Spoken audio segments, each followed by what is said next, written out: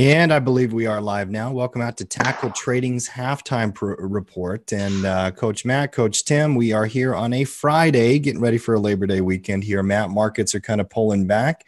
How you doing today? Doing really good, Tim. Excited for the last halftime report of the week, going into an extended Labor Day holiday, and I'm looking forward to that as well. So I want you to drop screen, reshare real quick. We got that blue bar in there in just a little bit. The blue bar. That reminds me of the red blinking circle of death on a PlayStation. The red blinking circle of death. Did it come up on the screen? No, well, yeah, and it would just kind of like circle around, all that jazz. But yeah, we're good to go. Worse than the blue bar was the screeching sound when you used to pick up the telephone back when you had to dial into internet. You remember that? Oh, that was horrible. Yeah. It's like Neo entering the Matrix. Let's start with the S&P 500. Take a look at the overall indexes and go through them one at a time. ES contract here. As we look at the market, Matt, it's still bullish. We're on a pullback. You've got a red candle up there at the high point. Give us a thorough technical read of what you're seeing on the S&P. News has been mixed in the last couple days, and it's kind of put a little bit of a damper on the bullish. Pause, guys. We still have a blue bar. Still is blue barred, huh?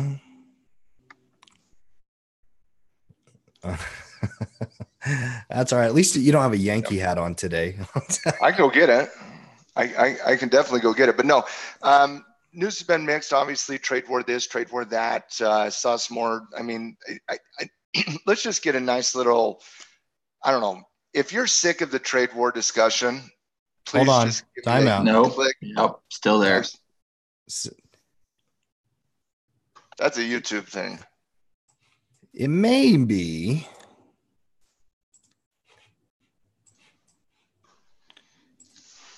Am I going to get the shot here? Am I going to get called in from the bullpen? Might be called. Give me the righty. Give me the righty. Or Cody. We can have Cody share and guide him around. All right, we're good.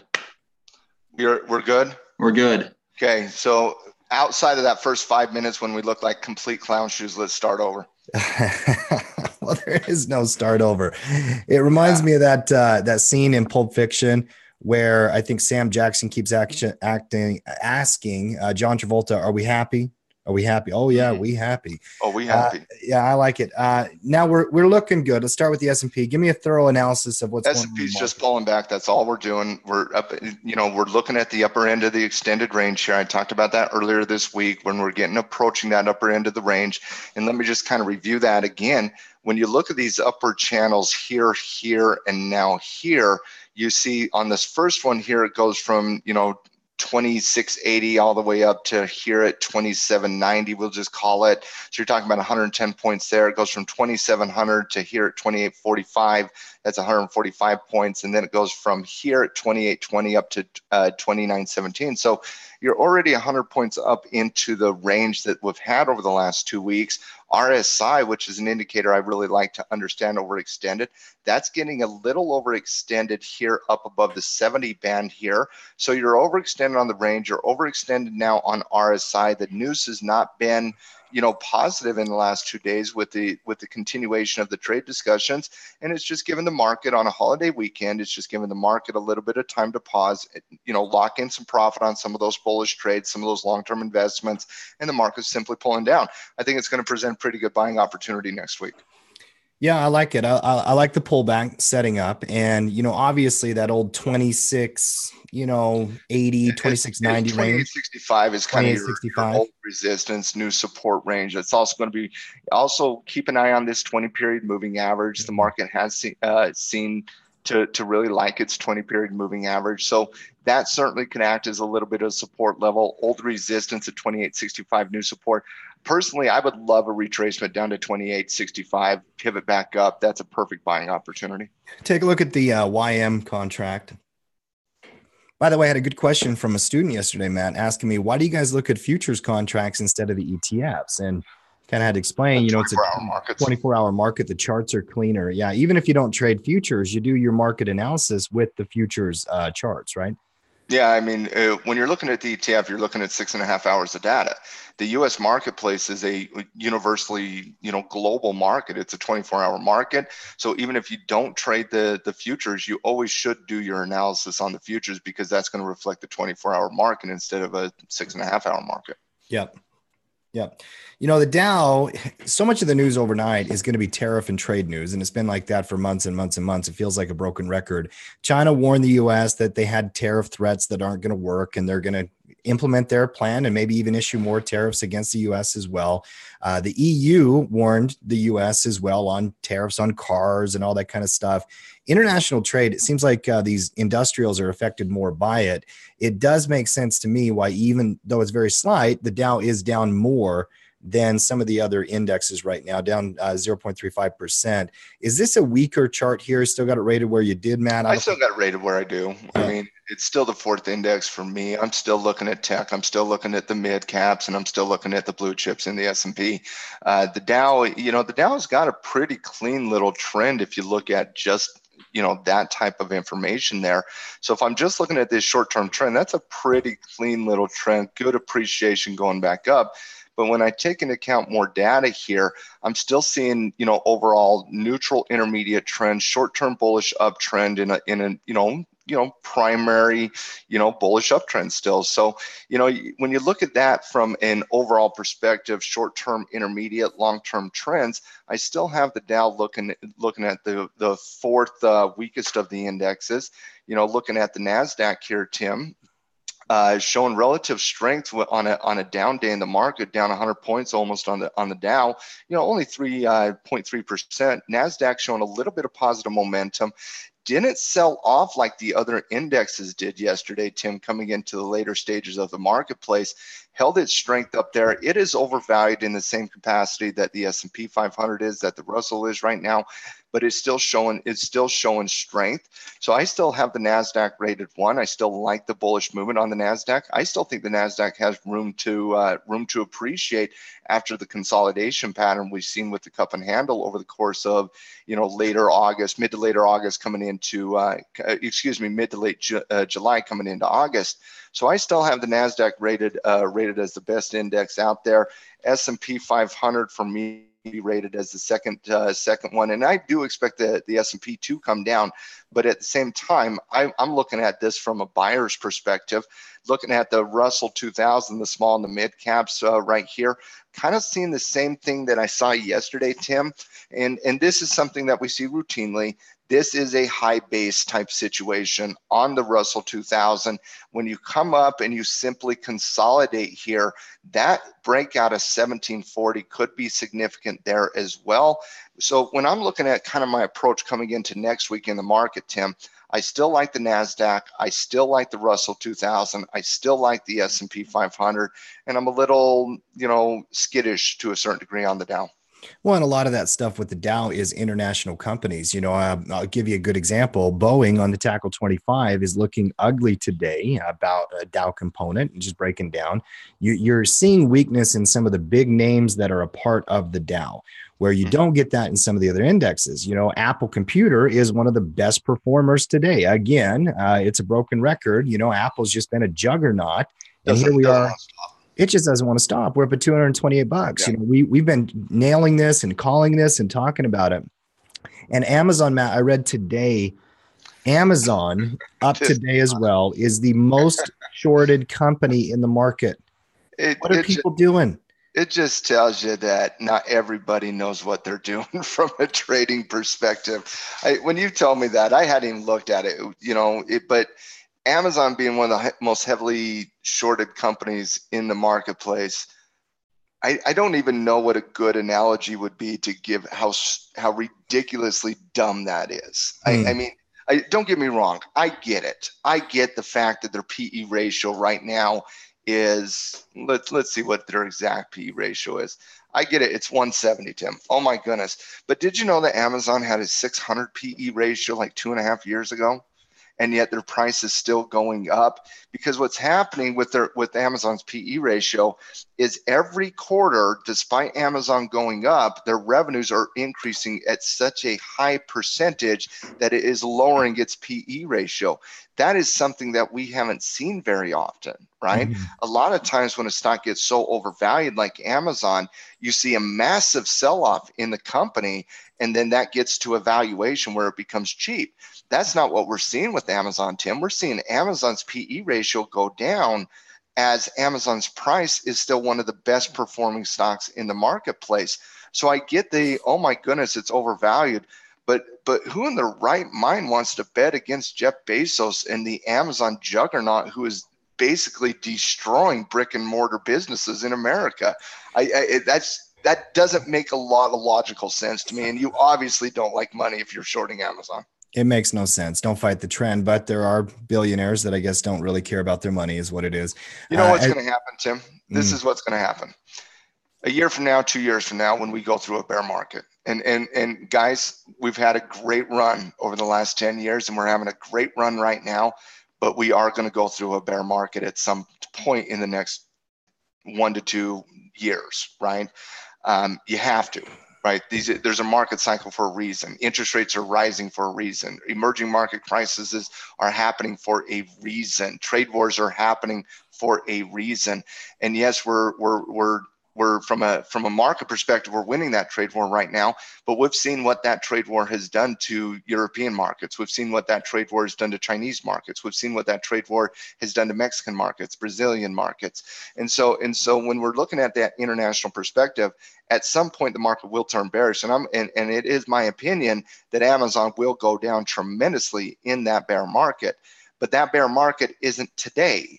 And so for me, I'm thinking, why in the world would you break one of the most important rules of trading, Tim? And one of the most important rules of trading is you always follow the trend. You always follow the trend. You never play contrarian in the marketplace. You follow the marketplace. And so for people that are going out there and shorting such a strong trend like Amazon, they're breaking so many fundamental trading rules that there's no cure for that. But what's going to happen, Tim, is there's going to be a couple of these people that will make a lot of money over the next 2 years if Amazon does go through one of those bearish cycles. And then you're going to have the I told you so. But what you won't see is the millions of other people who shorted Amazon that got their asses handed to them because they went against the trend. You always have to follow the trend. And I don't care if this is Amazon or if it's another stock, or I could care less. Tim, I hate CMG. I think CMG is a terrible company. And by the way, it's also one of the heavily shorted company as well in the market. Looking at CMG, Tim, you know what I'm going to do? I might buy CMG next week off this pullback. I can't stand this company. But it's not my job to love or like or hate companies. It's my job to follow the trend, follow the pattern. And at the end of the day, my job is to make money. And looking at CMG, I love this pullback coming back down into the old pivot zone of 470. You see some slowing momentum here, upward moving in price above 480. That's a really good pivot trigger on the upside. And you know what? I could go make a lot of money as not Amazon, but CMG comes back up into 530, and then I can go eat at whatever restaurant I want to, and I don't have to get E. coli burritos. I don't believe that you will actually make this trade, but I will be proven wrong now. I probably won't because there's a lot better opportunities out there. But I'm saying I would make that trade. And Tim, if CMG does pivot, I'm going to make that trade for no other reason than the fact that as a trader, I should make that and remove the emotion from the equation. I am making that trade next week if we get a pivot back up above 480, and I probably will do a bull call spread. You know, so much going on in the market. CMG is always a volatility company, not a bad stock for a watch list and as a trading candidate. Don't love the gappy nature of some of it, but a lot of that is earnings, some non-earnings. Let's revisit it next week. I got no problem with that. Put it on the report for next week. Yeah, let's go through the commodities, Matt. Let's start with. I might put it on a stock report this week just because you said that. I know how you operate. Let's take a look at CL and crude oil. Well, before we get into the oils, Tim, on a Friday, I think it's important we go through the sectors. Okay. And take Do you want to do sectors first, then commodities? Look, well, a lot of what I'm doing on Fridays, and I think what's important for the halftime crew here is preparing for next week. Right? Yeah. Getting a good game plan for next week. And a good game plan for next week would be to look at the markets, look at the sectors, which ones are setting up, those types of things. So when I'm preparing for the week in the market, guys, on Friday, I'm obviously doing my trading routine, but over the weekend, I'm going to take a deep dive into the sectors. I'm going to watch the scouting reports. I'm going to read the scoreboard over there at Tackle. That's going to give me all the ammunition I need to come into next week to make money next week in the market. It's like everything else in life. It's the old Boy Scout model. Be prepared. So I'm going to look at the sectors. I'm going to look at the scouting reports. I'm going to read the market scoreboard. I'm going to come into the market next week prepared to execute my plan. And if you guys are struggling with creating a weekly plan, just do what we do. Deep dive into the market scoreboard. Deep dive into the scouting reports. Get a list. Go make some trades. Mm-hmm. I like it. So let's go through the sectors one at a time. Let's start with XLK, which is technology. And, I have my order. I go through them. By the way, it's still the same order that I learned 12 years ago when I was taught sector rotation. So I always start with tech when I'm going through sector analysis, because I think tech leads the market in many regards. Very bullish, maybe the strongest sector out there. What's your read on tech? Same reason on the Nasdaq, slightly overextended. Should see a little bit of consolidation over the next couple days. Maybe a slight pullback. When the stock gets overextended, it becomes a stock picker's market. Mm-hmm. And that's what I'm going to be looking at with tech next week. Is you can't just go buy the index because the index is already kind of made its move. Go find a stock that's setting up. Yeah, absolutely. Let's go on to discretionaries. XLY, then we'll do XLI. Same thing, very bullish. We talked about discretionaries the other day. In fact, yesterday, where we looked at all three different ETFs. Bullish above the channel, probably needs a pullback as well, Matt.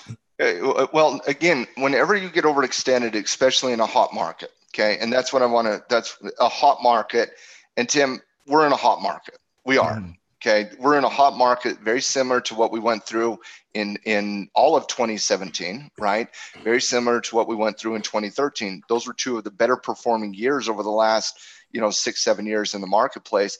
This feels like that right now. And so when you're in this hot market where it's a buyer's market, when things get overextended, they do not have to come down. Remember what's happening on the RTY contract. When we're looking at the small and the mid caps here, you got overextended, but then you just simply consolidated, right? That's all you kind of did here. You didn't really form that retracement that becomes a really good buying opportunity. So when you get overextended here, instead of retracing in a hot market, a lot of times you see this simple consolidation up here, and then the trade signal actually becomes even easier, Tim, in my opinion, than on a retracement. So you take something like CMG here, right? It's coming down into a support level. Which support level is it coming down into? Is it coming down into the previous levels of resistance? Is it coming down into the 50-day moving average? Is it coming down into a Fibonacci number?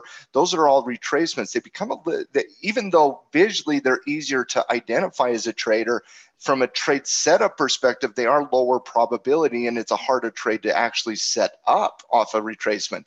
Off a breakout, like what we're not a breakout yet, but what we're seeing on the RTY, that trade becomes very, very simple, Tim. A close above 1740, that's a buy signal. Would you agree?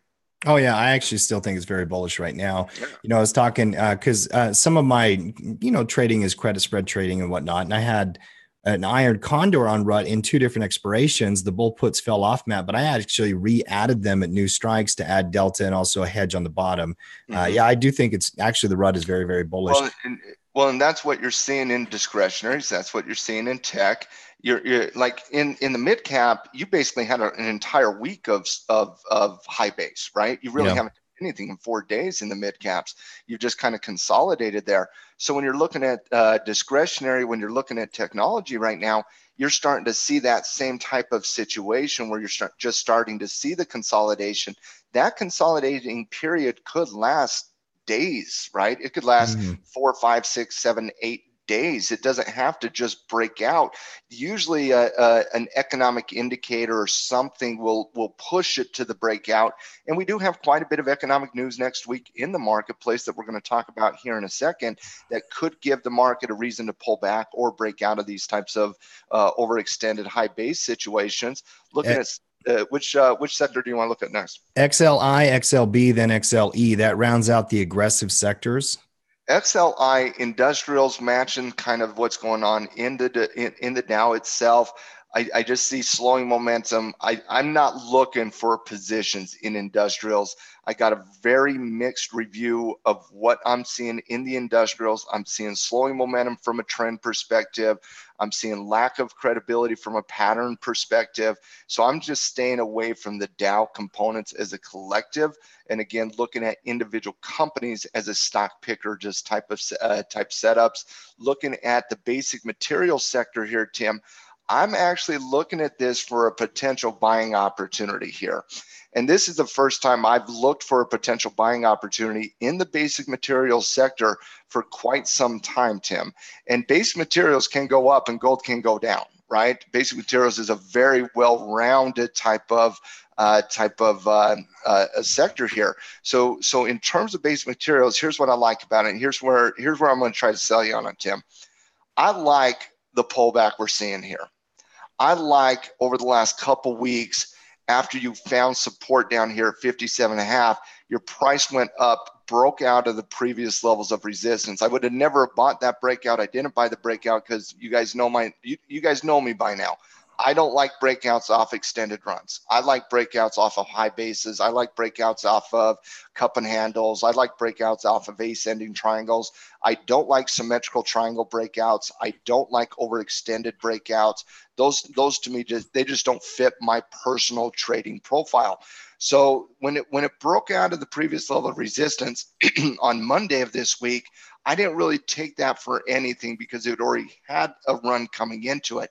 But now that it's kind of pulling back into those moving averages, Tim, I'm looking at this for a potential buyer's opportunity coming into next week. It's obviously not today. We already know the proverbial, you don't catch a falling knife, right? But look at this to find support somewhere around $59. Look for a potential pivot off of that. That's one I'm looking forward to for next week. And on the flip side, and this is a little weird, but on the flip side, I'm looking to go long materials, and I'm already short energy. I think this is one of the best setups that the market's having right now.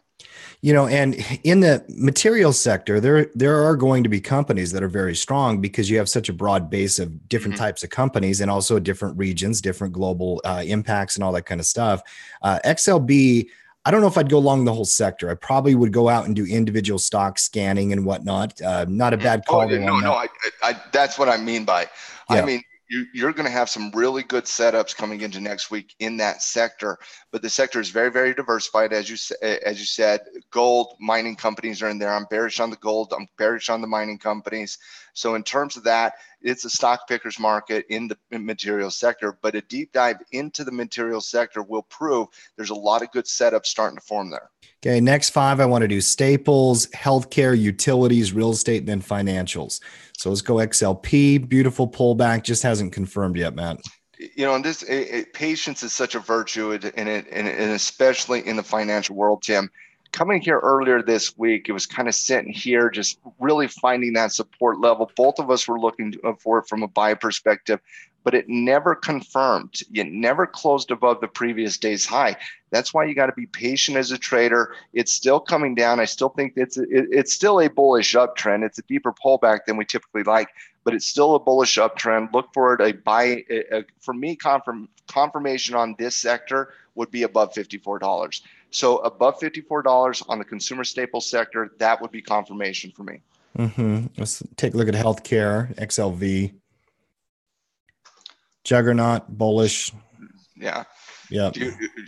Listen, do you want to short healthcare right now? That makes about as much sense as shorting Amazon right now. Somebody's doing it, I'm sure. Let's go short healthcare, Apple, and Amazon. Let's do that. Come on. No, very, very strong. Here, guys? Utilities. Just ridiculously strong. XLU just doesn't want to play ball. Does not. It looks so good. It was so good. Wanted it so much. It wanted it. Now, here's the thing. Stop loss about 53 is where I'm currently managing this position, just underneath that I would put it 53 mark. slightly under 53. Yeah. 50, Red candle. 52.90. Bearish today, not a good look, but in general, I still like the region, the zone. You're in a moving average zone, and it's on a pullback. It's the worst performing sector today. Real estate.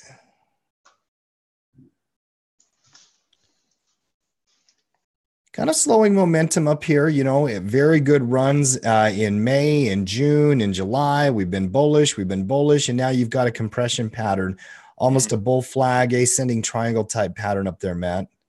To me, the doji from 2 days ago on Wednesday, Tim, ended this trend. Downward movement in price yesterday confirmed the end of this trend. To me, the trend is over. And financials. It does not mean that you're not potentially buying next week. A breakout of 34 would be strong, but until it breaks out of 34, I'm out on out on real estate. And which one did you want to look at next? Last is financials. Good old aggressive sector right here, Tim. Good pullback, pivot potential here. Is this something that you're seeing as a pullback that's interesting, slowing momentum, neutral? Where's your rating? It's slowing momentum, but it's certainly a pullback into a buy zone. You could look at finance next week as a potential buying opportunity. The market's generally bullish. I'd say the most bearish sector that we looked at was energy, but we've been kind of talking about that all week. Interesting opportunities through the sectors. And really, when you get into this time of year, seasonal expectations, certain companies start to move, others start to pull back. It's the nature of the market. Well, I'll tell you right now, Tim, I'm mostly bullish in my portfolio. I'm bullish in almost every sector in the marketplace. I am heavy bearish in energy right now. Yeah, me too. Let's go through the commodities now. Let's talk about crude oil, gold, silver. Actually, I think I want to take a look at that chart as well. Natural gas and the dollar. Crude is pressing, Matt. It wants a break. It sure does. It wants it. I'll tell you right now, Tim. I'm not buying it. Not buying the breakout if it breaks out today. But if it breaks out next Thursday, after 3-4 days of consolidation, once again, you're talking about a high base breakout instead of an overextended breakout. So I would buy that breakout, but a breakout today, Monday, it's just not in the cards for me. You got to love the bullish mentality of crude over the course of the last 2 weeks. It's had great price appreciation, bouncing off that 200-day moving average. You're hitting into resistance right now. If you were in crude, I think it's time to lock in profit. Yeah. Going into a long holiday weekend, you're going to be hard pressed to buy any directional breakout trade by this time of day, Matt. 1 o'clock, Eastern time, you got 3 hours. Most traders are going to start packing stuff up and getting ready for their weekend plans. Yeah, I'll tell you exactly what I'm going to do.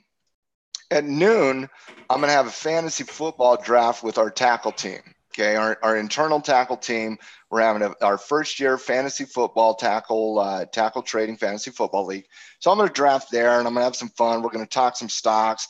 At 2 o'clock, I'm going to do our scouting report meeting where we go through all the picks that we're going to put in those scouting reports, stock options, currencies, commodities. That's my favorite hour to 2 hours of the week. I love getting on with Grant Larson, Keith King, Gino Poor, Noah Davidson, yourself, me, and some of those other amazing traders over there at Tackle Trading. We're just going to go through a deep dive into the market. We're going to find the gems out there, right?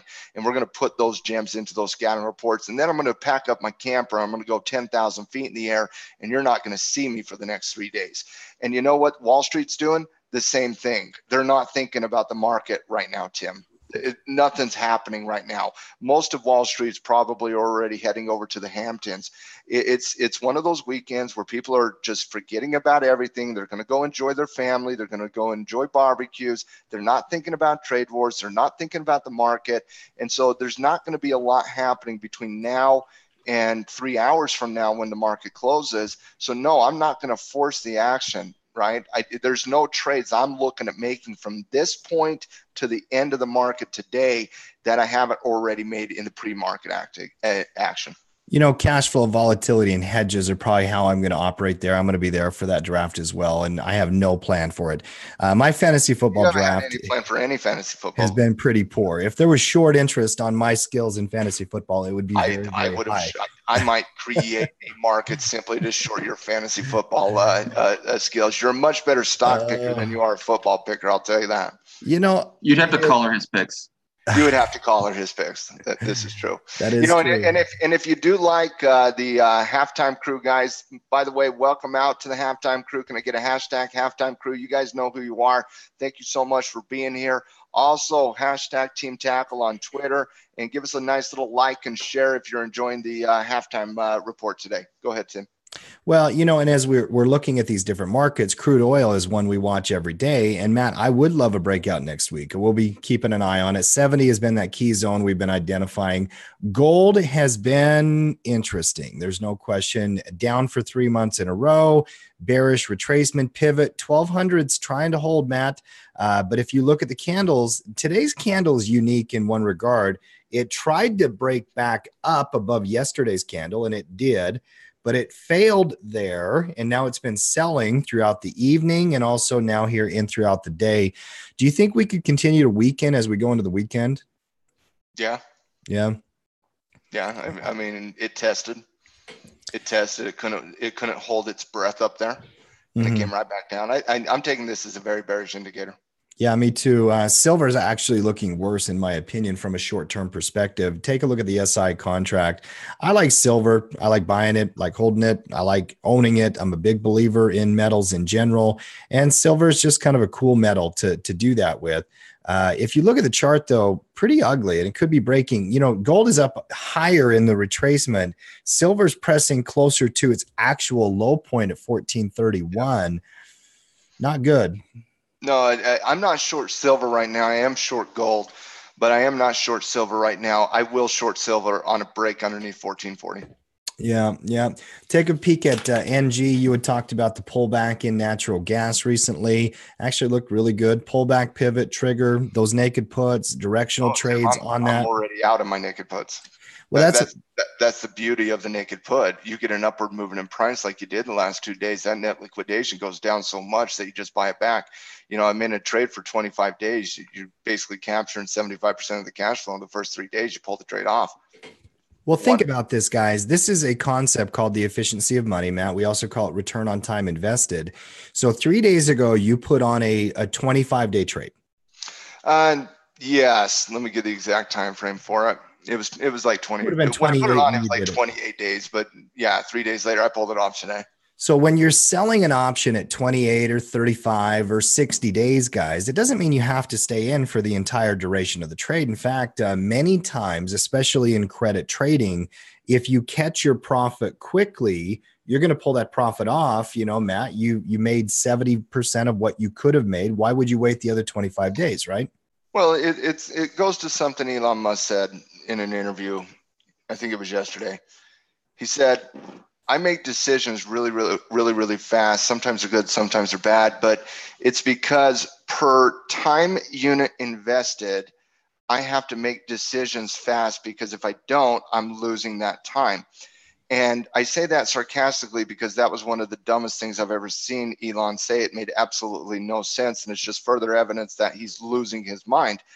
But from an efficiency perspective, let's say I sell you something for $100, right? And I get that $100 today, but for some reason I can't spend that money for 28 days from now. But then let's say all of a sudden, 3 days later, that is now worth $20. I received the $100 at first. It's now only worth $20. I buy it back for $20. I get to keep the $80, right? So it makes no sense to stay in the trade another 25 days to capture another 20 cents when in the first 3 days you already captured 80 cents, right?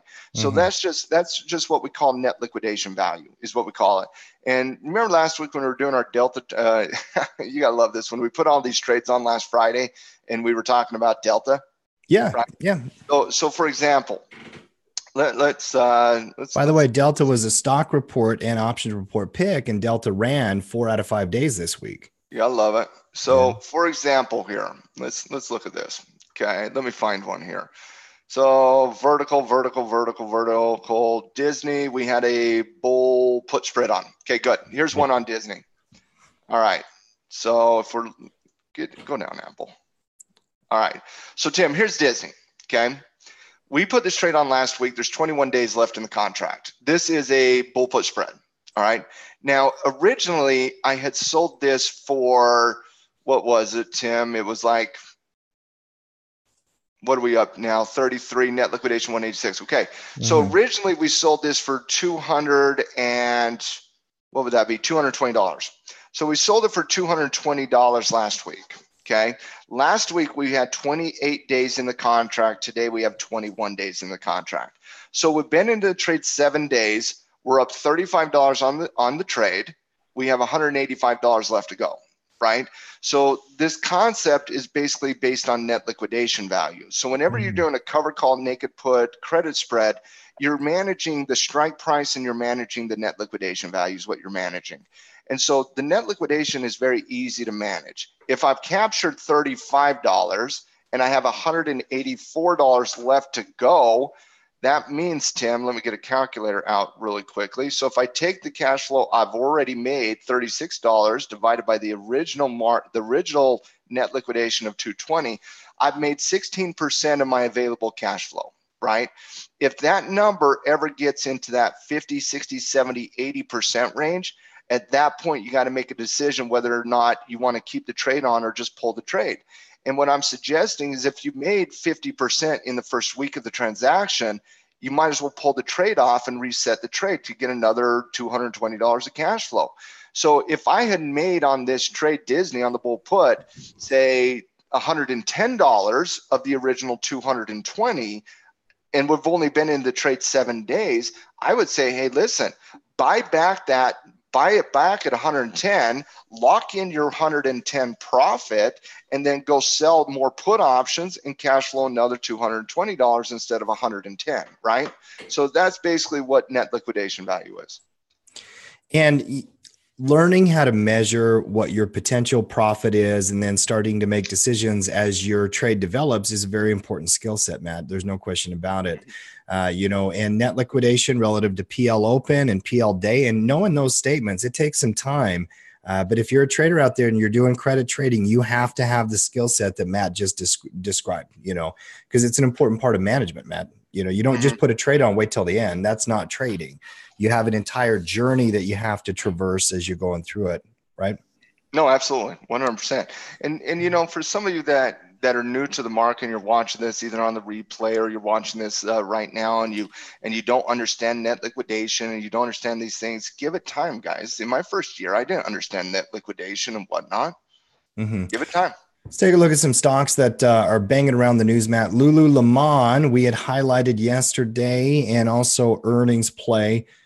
Big gap up. The inverted fly on that one. That's your old bi-directional inverted fly debit condor type strategy, guys. We talked about that one. You got to learn that strategy, and make sure you know how to play those earnings. Another one in the news, Matt, Ulta, ULTA, 5.5%, about in line with what it was expected. Looks like it wants to break out though. Kind of a weird candle there at the top with that tail, Matt. If it does not strengthen at all from here, that would be very bearish, don't you think? Oh, absolutely. And if you are in that inverted butterfly, you should be out of that immediately. Like if you're not already out of that inverted fly, you should be out of that. You should be out of both of these inverted flies if you made those trades. Yeah. I agree with that. It's usually a day of, if maybe 2-day trade. Maybe two, depending on what happens. Yeah, for sure. Take a look at Coca-Cola. I had read that they were putting out a bid to buy some coffee type deal. And when you're the buyer, and this is the nature of business, when you are the acquirer, when you're making the offer, when you're putting the cash out, usually hurts the stock price. Coke's down here today, red candle. Buying the British Coastal Limited, $5.1 billion coffee company. Thousands of, I think like 2,500 coffee stores there in London, lots internationally as well. Market doesn't like it. The market does not. Maybe we should start a coffee company, $5 billion coffee company. Yeah. Starbucks, 150 billion. Yes, Starbucks is the juggernaut. There's no doubt. I saw Ford also in the news, Matt. Ford Motor. And we've been talking about these automakers recently and everything that's going on. They're so Ford. Terrible. I don't know why anybody would invest in an automaker. And some of the problems, they get parts from all over the world. They don't, even a U.S. made company, when they're making Ford trucks in the U.S., they're getting parts from China. They're shipping them around the world. They're doing all kinds of stuff. This international tariff and trade talk, the EU threats and all that, Ford taking it on the chin. The automakers have been ugly. They continue to be ugly here. They're going to continue to be ugly here. A break of 9.4 is significant on Ford. Yeah, I agree with that. The casinos, international implications. Take a look at Wynn and LVS. A couple of my favorite stocks to actually keep on a watch list here. In my opinion, I like that bear retracement setup. Casinos had some negative news on them today. If you had to pick either Wynn or LVS, cross compare both of them. Wynn versus Las Vegas Sands. Yeah. Both extremely bearish here. LVS is already confirmed to the downside, has support right around here at $64. Wynn kind of forming that retracement here. Personally, Las Vegas Sands is weaker, but it's approaching its support zone. I'm looking at a potential trigger, Tim, and I wasn't even looking at these until you and I were meeting in the pre-production here. But I'm looking at potential as short on Wynn now. I like the technical setup here. I like that it's hanging out at resistance.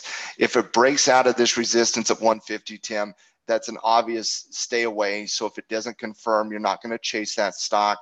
And by the way, with what I just said, that also means there's an easy stop loss to place right above 150 as well.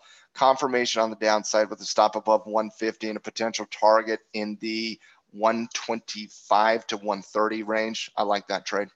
Walmart was in the news as well. You remember Toys R Us had announced all their bankruptcy and closing of the stores and whatnot. Yeah. Walmart actually announced today they're going to expand their toy delivery by 30% for brick and mortar locations, trying to pick up that market share, I guess. I like the general pullback. So well for Toys R Us. Maybe not the best strategy. Come on, what are you doing, Walmart? I had a trade on you, and then you do something stupid like this. What's going on? They got to bring Christmas to the kids, Matt. I mean, come on, it's a feel-good story. Amazon brings Christmas to the kids. Okay, the reason we liked you on the breakout of your earnings report, and I'm not just talking for me, I'm talking for the entire investing universe, is because you had a 30% year over year increase in your online retail business. That's what you should focus on, Walmart. You shouldn't focus on expanding a bankrupted business. I hesitate very just this fast to bring up this news, but the Federal Reserve actually gave Deutsche Bank a warning that they have 1 year to present a living will to detail how they could safely be dissolved in a crisis if they had to.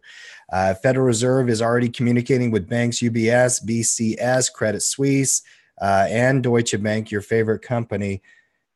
What do you think of that? I mean, the Fed's dealing with international banks telling them what they have to do. And by the way, Deutsche Bank's got to play ball because the Fed controls it.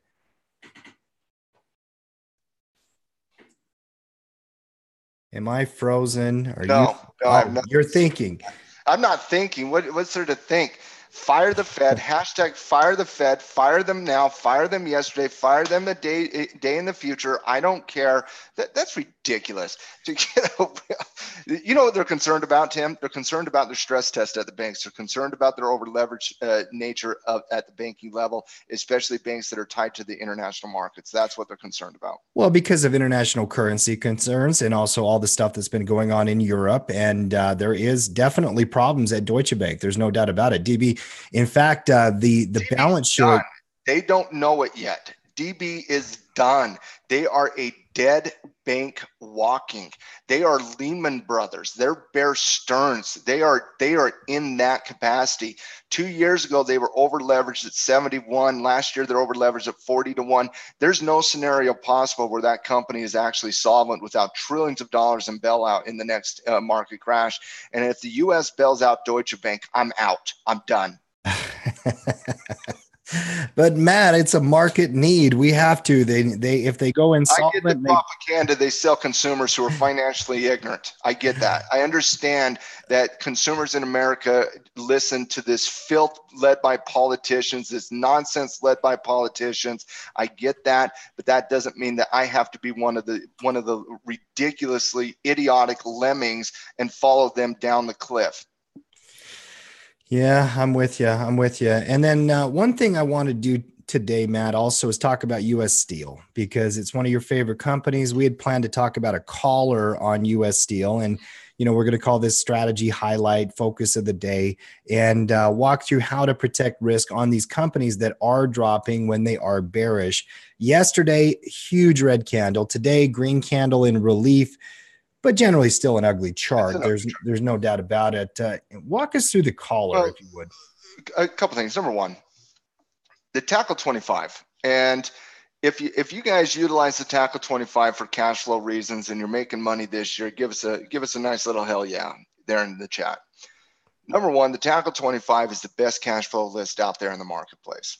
Okay. Nobody, and I mean nobody, has what we have from a cash flow covered call perspective on a list. Nobody puts that work in. The Tackle 25 is that list, right? It's a very diversified list that we use for cash flow reasons. We categorize the list as a growth and cash flow perspective. That is how we categorize the list. I don't get out of my long-term holdings. I've held U.S. Steel for years now, and I'm not getting out of U.S. Steel simply because it has bearishness to it. That's where the skill set of a trader really kind of manifests and shows itself, is what you're doing while the markets are going down or up. It's the trade management that really sets a trader apart from a layman. And when you're dealing with that list, typically speaking, you're just renting out your stocks, you're cash flowing this on the stocks. So for example, let's say, Tim, I own U.S. Steel. Let's just go buy 100 shares. Okay. Mm-hmm. Actually, let's buy a few hundred shares. So let's say we own 500 shares here. All right. Now, if U.S. Steel goes up, we make money. If U.S. Steel goes down, we lose money. That's what happens when you buy 500 shares of anything. Your risk graph looks like this. Well, the covered call is why I own U.S. Steel. I do not own U.S. Steel because I think it's a fundamentally strong company. I own U.S. Steel because of the infrastructure play, number one. Number two, I own U.S. Steel because of the covered call. Nucor is a better steel company than U.S. Steel is from a fundamental perspective. So if I was just investing from a fundamental perspective, I would invest in Nucor over, say, a United States Steel. Mind you, Nucor's on the Tackle 25 as well, but you get a lot more cash flow on U.S. Steel. So for example, if I'm looking to make a covered call here on Monday, I come down and I sell that, 44 delta, and I cash flow $1 on it. All right. So I'm buying the stock for $29.79. I'm renting out the stock at $30.50. Somebody's going to pay me $100 for that. Oh, excuse me.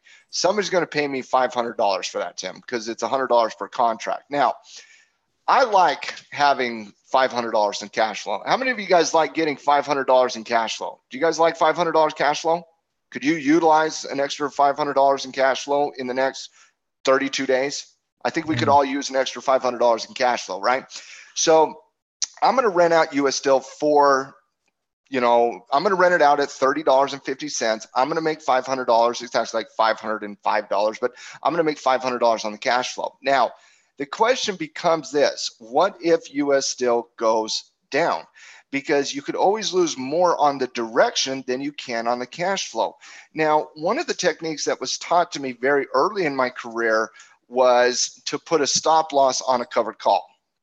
And one of the ways that I was taught initially, Tim, was if I'm going to get $100 in cash flow, I can put a stop loss $1 underneath the stock. So let's take the stock at $29.79.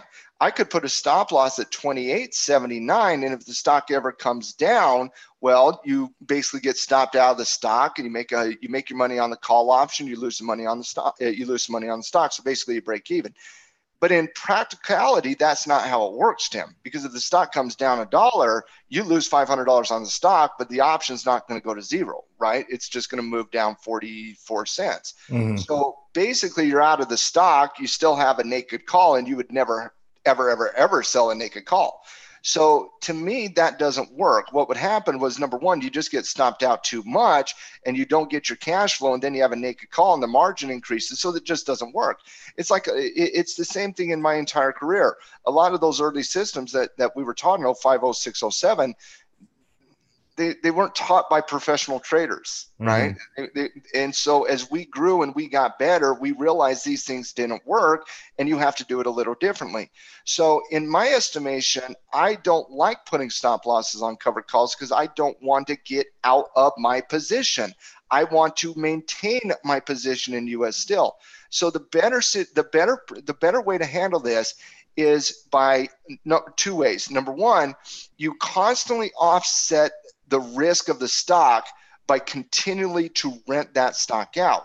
So for example, Tim, if right now I buy US Steel at $29.79 and I sell the $30.50 call option, that means my break even is not $29.79. My break even is $28.79.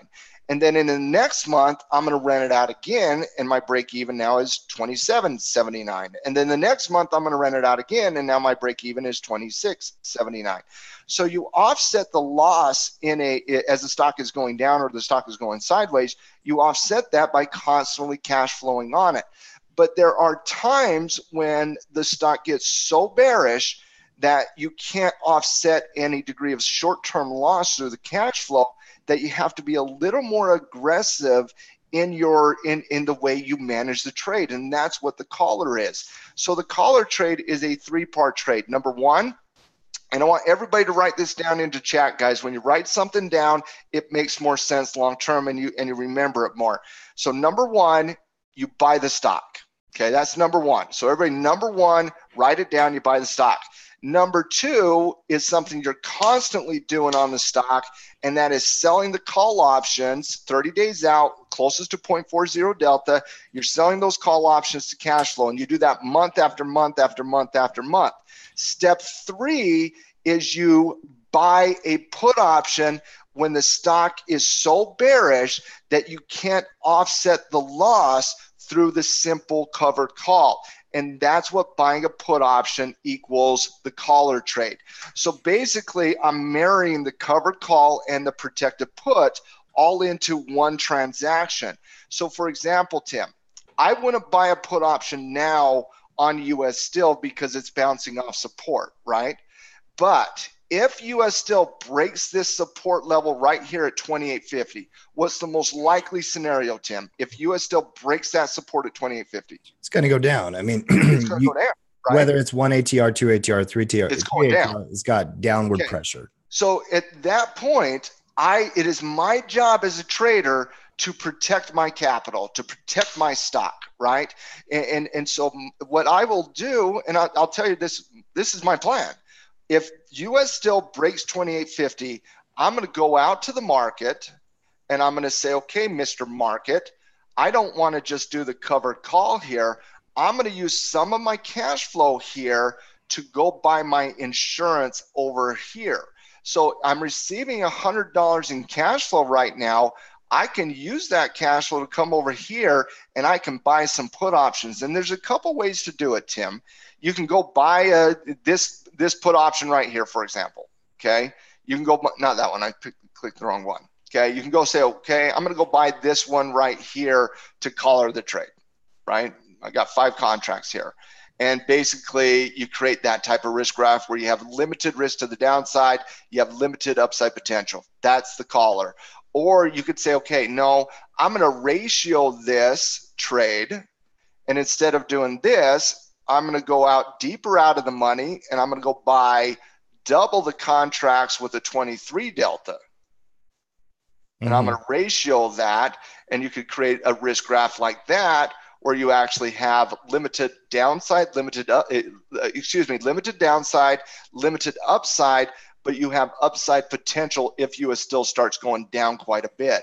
So there's a couple ways to do the collar. Number one, you can just take the cash flow, go buy a put option to offset that risk. Number two, you could say, okay, I'm going to go take that, go buy a delta of 25, ratio it, and give me some, not only give me protection, but give me some gain to the downside. And if you liked my analysis on US still, guys, if you like the collar trade, if that helped you, give us a nice little like and share. First of all, trading covered calls without collars is like driving without a brake pedal.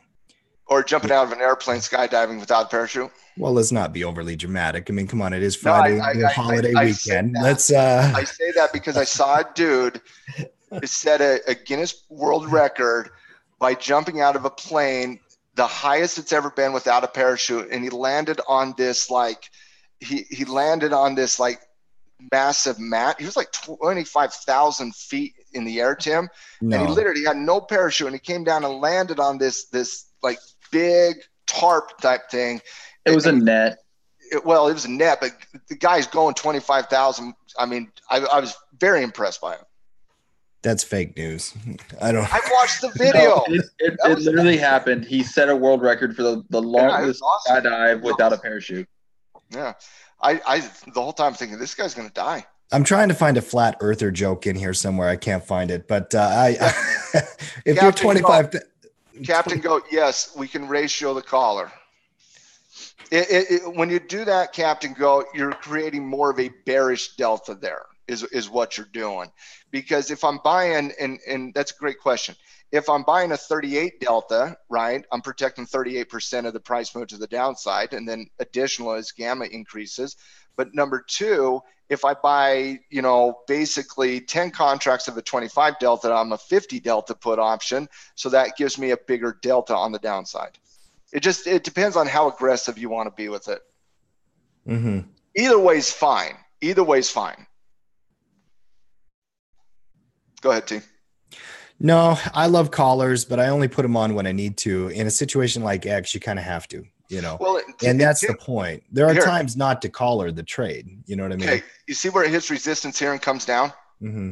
Okay. I'm not collaring that. Mm-hmm. I'm not collaring that. I'm going to sell a call option to offset it as it comes down. I'm going to sell a call option to offset it as it comes down. You collar it around earnings. That's number one. That's when you collar it. And number two, you collar it when it breaks major support levels. That's when you collar the trade. Yeah, got it. Yeah, all right. Well, Matt, that's it. Halftime report. We next week in the Forex, calendar I was looking at, there is an unemployment report, but there's not a lot of news. You got holiday on Monday. Remember, international markets don't care about U.S. holidays, guys. So if you're trading currency in the metals market, they all are going to move as well. They're all open. But we do have, the unemployment report next Friday. We're going to be focused more on that when we get closer to it next week, Matt. Light in earnings season, it's time for cash flows, time for volatility, and time for a stock picker's market. The most important thing to do this weekend, guys, from a trading perspective, run your weekend routine and really go in and dig into those scouting reports, okay? That sets you up to make money. If you were using the stock and the options report this week, you had tons of opportunities to go out and make some money with them. Let me just mention that. We talk a lot about stocks in the halftime show, no doubt about that, but nothing what those scouting reports do. Well, the whole point of the scouting report is to give you a list of stuff that's going to be setting up in the future, not to review something that already happened, So make sure you're going in and looking at the stock and the options report. I added a new list to the options report, Matt, for volatility and neutral strategies, and Lulu Lemon was on there. We had a bunch of them from this week on there as well. A lot of good directional picks as well. So go and review the ones from last week. Get ready for the ones coming out. They come out tomorrow, Matt. And then we usually send an email and reminder on Sunday morning. Mm-hmm. Yeah, they usually come out tomorrow, right around, I'd say somewhere around 1 Eastern, right? Somewhere around 1 Eastern. Then typically most people will watch them on Saturday, Sunday to prepare for the market on Monday. Yeah, and I know you're going camping over the weekend. When you get back, we've got a couple of days. And then on Wednesday next week, we are going to have our bear market survival guide launch. Matt, talk about that event a little bit. Do you have the link, Tim? I do, yeah. Will you give it to me? Of course. Bear Market Survival Guide is a special webinar we're doing next Wednesday, ladies and gentlemen. Tyler Craig, Noah Davidson will be there, both from Tackle Trading and whatnot. Noah's going to be the presenter. Tyler's going to be there to kind of help you understand what the system is, do an interview. But it's something we're looking forward to tremendously. And you know, we're in a bull market right now. We're obviously buyers right now, but we also got to prepare for the future.